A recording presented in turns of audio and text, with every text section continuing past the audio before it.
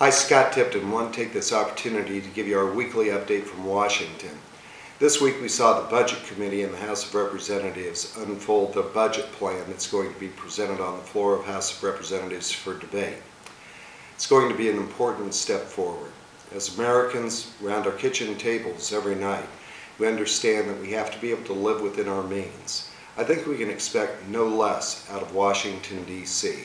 We have to be responsible with the dollars that we all send in out of our hard-working paychecks to make sure that it's being spent well and that somebody is looking out for us.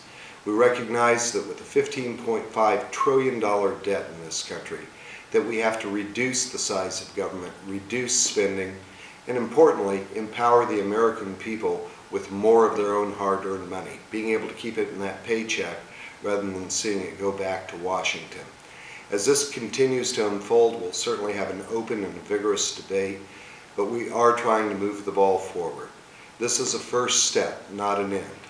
And I'll encourage you to follow that, and we would like to be able to hear your thoughts on it as well. Today we voted on H.R. 5, the IPAB bill, to be able to stand up for senior citizens.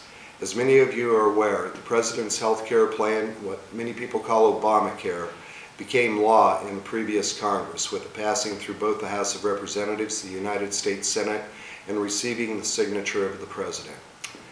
What we've discovered with the President's health care bill is that $575 billion was being cut from Medicare to be able to fund the IPAB, the Independent Payment Advisory Board that the President was requiring, and other elements of the President's health care plan. I made a pledge to stand up for our senior citizens, for their Medicare and for their Social Security, and every vote that I have cast will be to make sure that that pledge is fulfilled. The vote I made today on H.R. 5 stood behind that pledge. We need to make sure that we are not having bureaucrats in Washington, D.C. making choices for our senior citizens. That needs to be a relationship between the doctor and the patient. There's no one in Washington that can look a senior citizen or any other American in the eye and tell them that they know better. We need to protect that doctor-patient relationship.